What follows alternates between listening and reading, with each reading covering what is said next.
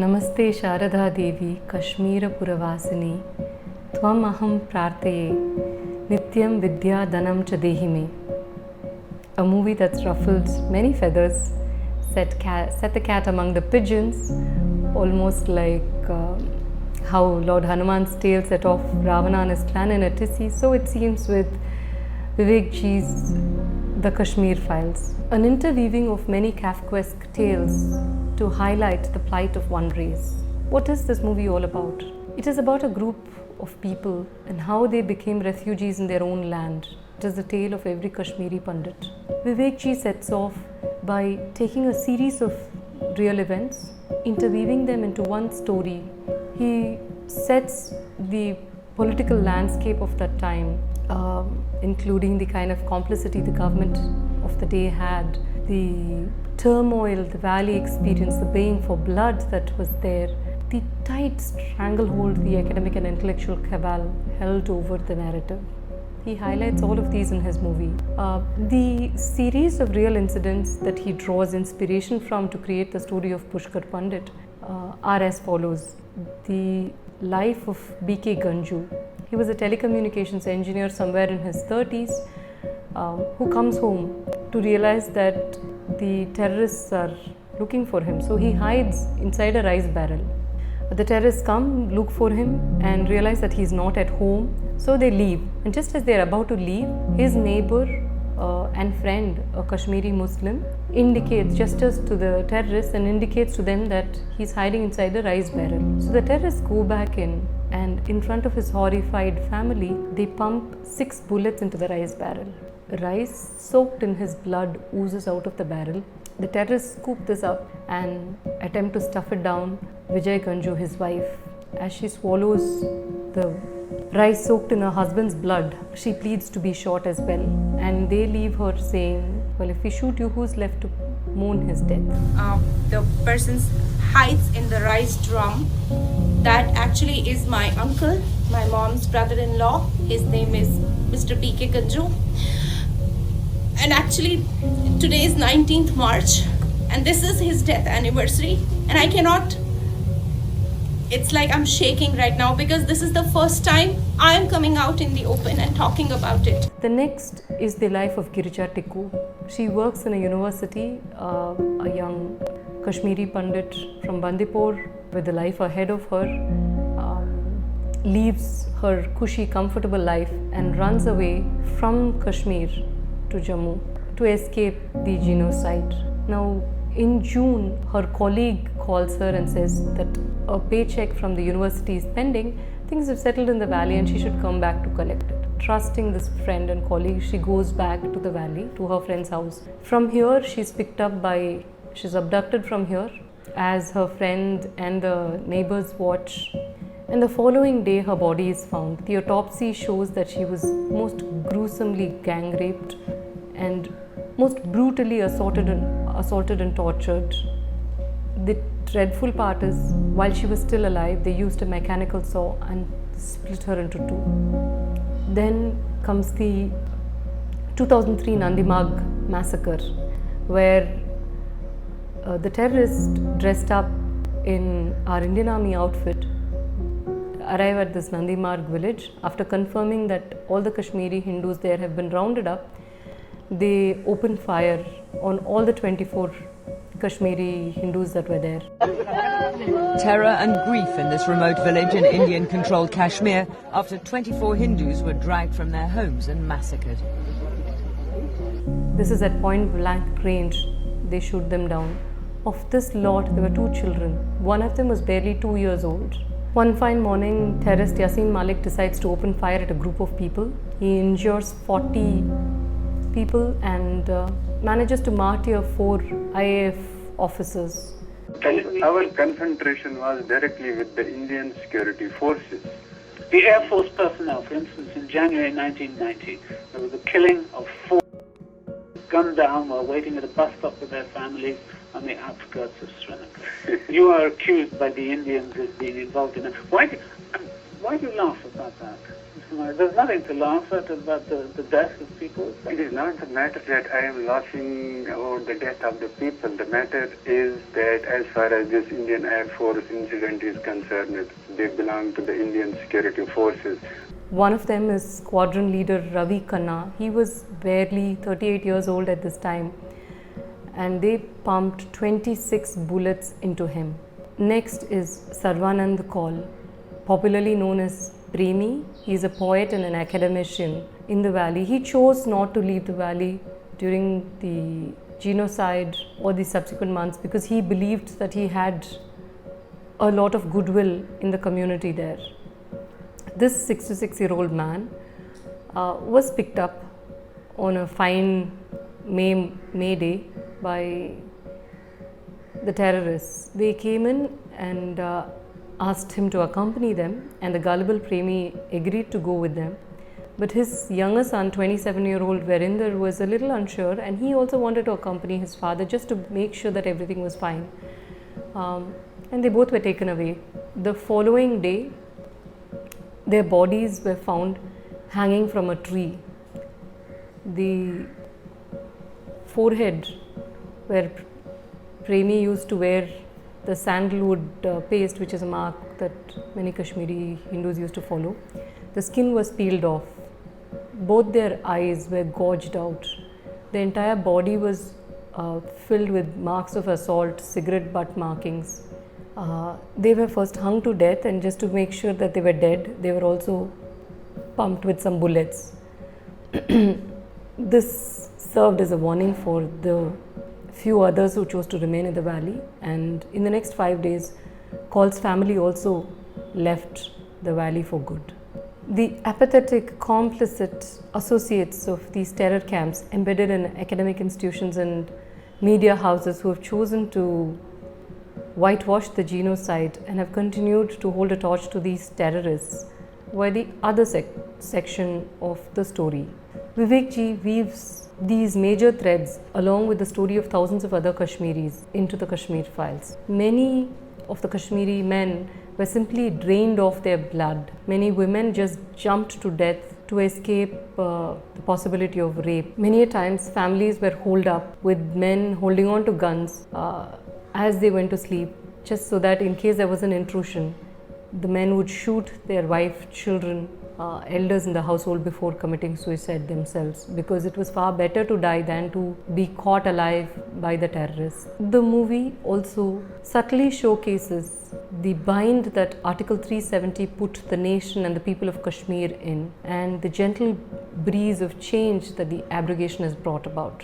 Vivek ji has showcased one of the most gruesome ethnic cleansings in recent times in the most restrained manner, and this itself has shaken the collective conscience of the nation. He has left many of the horrors untold for us to educate ourselves on our own, and so this really only serves as a primer.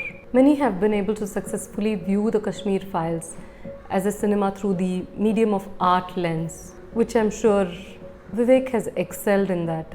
The landscapes keep contrasting. There is this brutally cold, morbid landscape that is set in the valley, which always carries a sense of foreboding. And then this completely shabby, shanty refugee camps in Jammu, barely livable. And then the poorly lit, faded assimilation of memories that seems to be the context for the residents of Pushkarnath and Krishna. So beautifully contrasted with the stylish, elegant residents of the condescending English-speaking academic world. Then there is this jaded, stuck-in-time residents of the erstwhile governor. You can almost smell the dusty, dank carpets. Then there is this wonderful, warm residence of Sharda Pandit. The movie kind of time transports. It goes on in a non-linear fashion with striking visuals and a brilliantly evocative music. It goes back and forth, weaving this tale. And the casting is superb. The names are so carefully chosen. So it kind of, I think they're very carefully chosen because it shows the phenomenal layers that are there in the movie. To begin with, there is Brahma, Vishnu, Hari, Mahesh. who act as the silent witnesses. Then there is Krishna, who brings awareness to the actual reality. There is Sharda, Ma Sharda, the fountainhead of knowledge, and the mother, in her being violated, Kashmir is violated. And like that, Vivek ji has managed to create multiple layers. For me, the most heartbreaking moment in the movie was one night when Pushkar ji is sitting with his widowed daughter-in-law and his 2 grandchildren, and the elder one, Shiva, is still very hungry. He's halfway through his meal and he wants some more, and Pushkar ji can clearly see that not enough food is available. So he makes up an excuse that he's not hungry and then steps out of that shack. He sits outside with this dented silver tiffin box, stainless steel tiffin box, and pulls out a biscuit. It looks fairly beaten, like it had been licked many times over, and he just licks that biscuit. Doesn't bite it, he just licks that biscuit. In that one frame, it brings such a gut-wrenching sense of pain and deprivation. And as you're going through this, the very next shack, there is a death. In showcasing this so remarkably, the plight of the Kashmiri Pandits have been highlighted. The guttural pain that this frame brings is quickly overshadowed by the finality of life and death played out in the adjacent tent. This one frame describes the frailty of their existence, pushed to the verge of death, poverty-stricken, and at the mercy of the utterly merciless. To me, this was one of the most crushing moments in the movie, a reason why I cannot merely view it as a movie. Pushkar was every Kashmiri elder, and his reality that of theirs. It seemed like the humanity had gone on a long vacation to another universe altogether, and the lines of cinema blur as reality takes over, if you know the history. The movie showcases the life of Pushkar Pandit and his son, great-grandson. The history of Kashmiri Pandits in the valley can be traced back to almost 5,000 years ago, when Kashmir was a thriving center of trade, of scholarly work, of enormous spiritual activity that happened in the valley. Adi Shankaracharya visited it, Ramanuja has visited it. It is here that Ma Saraswati, the goddess of learning, had a temple which now lies in ruins, destroyed in Pakistan-occupied Kashmir. This place was the land of sage Kashyap and was also called as the Sharda Peeth or the Sharda Desam. This land also, probably from around the 1300s, mid-1300s, the 14th century, suffered a continuous stream of persecution, turbulence, violence. It really didn't settle back down to what it was earlier. And all this reached a crescendoing height on the night of 19th January 1990, when the mosques blared Ralev, Salevia, Galev, convert, leave or perish. These were not aliens, these were not outsiders that came and shouted these slogans. These were our own citizens, Kashmiri Muslims, who were shouting and asking for Azadi. Azadi from India. They wanted their Pakistan in Kashmir without the Pandit men, but with the Pandit women. That's their slogan. And what can be seen as the 7th major exodus of the Kashmiri Pandits begins on the morning of 20th January 1990. The Pandits had faced many brutal, horrific crimes over time, and the kind of deaths that was visited upon the unbelievers is quite unbelievable. It's impossible for even the human mind to fathom. There was some amount of political background to the events in the valley as well. In his book Shadow War, the untold story of jihad in Kashmir by Pakistani journalist Arif Jamal, he mentions about a meeting of the Jamaati Islam on the 14th of January 1990. This happens in Kathmandu, in Nepal, where they talk about the movement of jihad in Kashmir. Now, just stepping back a little bit, the mid 80s onwards, there was tremendous amount of insurgency, terror activities that happened in the valley, and it was a period of great turbulence. In 1986, Farooq Abdullah took over as the chief minister of the state, and somewhere Post that, about 70 ISI trained terrorists landed up at the valley. They were arrested by the Jammu Kashmir police. In 1989, at the peak of all of this insurgency, violence, continuous massacres that happened in various places, Wadwan, so many other places, in the peak of all of this, these 70 terrorists were released. So the 70 armed, fully trained terrorists went on a rampage. Some of them even went on to become among the loudest voices in Kashmir. Recently recounting this entire episode, former Jammu and Kashmir DGP Sesh Paul Ved asks this very pertinent question. He says, is it possible for someone to release 70 terrorists without the Union government knowing about this? This happened in 1989 when Rajiv Gandhi was at the helm, and subsequently the VP Singh government came to power, and it was Mufti Muhammad Saeed as the Home Minister who presided over the entire massacre that occurred on January 1990. Vivek strikingly captures this political landscape, including the kind of immunity that terrorist Yasin Malik enjoyed. For nearly 30 years, the terrorist Yasin Malik enjoyed a great deal of immunity. He, until the abrogation of Article 370, which has now ensured that charges are brought up on him for all the crimes that he did, single-handedly, literally, ethnically cleansing the value of Kashmiri Pandits. He's finally facing the law for a few of those crimes. But until that point, he enjoyed a great deal of political clout. He enjoyed free security, medical assistance, air travel, all of this at the cost of the taxpayers. There was a picture of him and Prime Minister Manmohan Singh. Imagine what it would, the kind of pain that it could have caused to the Kashmiri Hindu community, because this is the man who presided over their cleansing.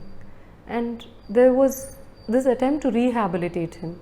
I'm not even going to mention the number of journalists who vied with each other to be photographed with him, or the so-called activists who were with him. But this is the man who, after all this, in 2013 chose to be photographed with Hafiz Saeed, the 2611 terror mastermind. This is a man who multiple times disrupted army's efforts, whether it was to rescue those in flooded areas during the Kashmiri floods, or whether it was to apprehend terrorists. And yet this man continues to enjoy political patronage and clout, and also continues to have cozy media friends.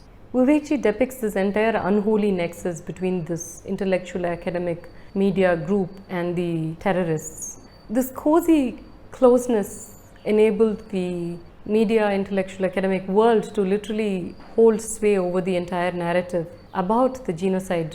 And the power of this narrative control only added to the plight of the Kashmiri Hindus. The movie has the biased, hypocritical sections of the media and the academic world screaming from rooftops. It's made many of them desperately weave untruths, and some of them cancel the absolute truth altogether. Over the years, I've listened to a variety of words, mainly rehashed from the completely unpalatable kind of reportage that the likes of Barkha Dutt have done on this incident. Bunch of my circle is predominantly left, and curiously, if ever the original Kashmiris were discussed, and believe me, they were almost never discussed, if they were ever discussed, it was only the first line. It quickly moved on to the plight of the Kashmiri Muslims. The entire approach was discomforting from the very start. Imagine 4 lakh people have been displaced from their homes, a minority community have become refugees in their own land, and nobody wants to talk about it. Sections of the left wing do not want to even acknowledge this because it does not fit their global narrative. I mean, and they have a cauldron of excuses for why things happened to the Kashmiri Hindus, which the likes of Barkha have already furthered. Things like supremacy, and then saying that all of this was Pak-sponsored terrorism, that these people were spies of the Indian government. Imagine, within India, Indian government. So these people are the spies of the Indian government. Even Kashmiri Muslims endured similar plight. These are a select few from the cauldron of their excuses. But the fact is that no one ever told the story of the Kashmiri Hindus. No one ever told their story. No one even dared sympathize with them in public. And if at all they did, it was in the same breath as the plight of the Muslims who had settled in Kashmir. My first and real introduction to the events of 1990 happened when I read, this was back in 2013, when I read the book Our Moon Has Blood Clots by Rahul Pandita, probably the first of its kind, first-hand horrific account of what they had to endure. The book left me deeply distraught and in a state of disbelief, because I had always believed in humanity. I always thought that, people would change, things can be changed, and so on and so forth. But here was an entire section of humans, innocent people, who had been brutally raped, gruesomely murdered, tortured beyond human limits. They had witnessed dehumanizing crimes committed upon their loved ones right in front of their eyes. Children, babies, they had not even acquainted themselves with the world, and they were murdered in cold blood for no reason, no crime, no fault, simply murdered because they belonged to a certain section of the population. No one wanted to talk about them. And for me, how do you right a wrong if you don't even acknowledge this? It is as if they wanted them erased from the collective memory of the nation. No party, no leadership, no community can be absolved of this heinous crime. Humanity died with them. None of us made it our problem. In making this important, path-breaking movie, Vivek ji has broken that. He has started a dialogue that must now only end at the doorsteps of justice, meaning conviction of the perpetrators of the crime, sympathizers of the crime, resettlement of the Kashmiri Pandits, and reclamation of sites which were of cultural, spiritual and historic significance, which have now been destroyed or are lying in ruins. In conclusion, I would say that Darshan Kumar captures the stunted current generation that swallows versions without sufficient inquiry for lack of courage to acknowledge real history. It also captures the grave injustice done by the previous generation in not sharing the truth as it is. However, as he transforms to Krishna, he presents hope, the possibility of an awakened next generation. There is this moment in the movie. For me, it was such a wonderful moment. Suddenly, the entire audience erupted in applause. It was that moment when just a random ANU student gets up and insists on listening to Krishna.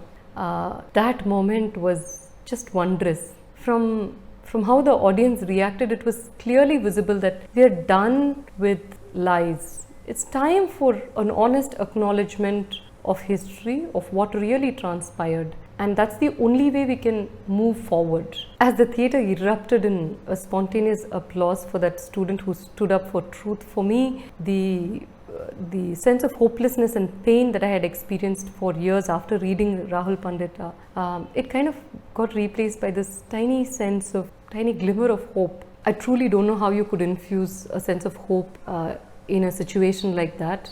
But you really did manage to do that, Vivek ji, and never thought it is possible. But this movie is also about hope. We are that hope. We need to keep this horrific truth alive until the Kashmiri Pandits can rightfully reclaim what is theirs. And after that, we must never, never forget. I do sincerely hope that now, with so much work that has gone on behind the scenes in documenting history as well, various people have done this. I hope someone will have the courage to take on creating a limited series for the OTT. The very least that we can do is to share these stories, the real stories as they are, and in doing so, I think we will, in the tiniest possible way, facilitate some healing, because that's the only thing we can do, retell the real stories.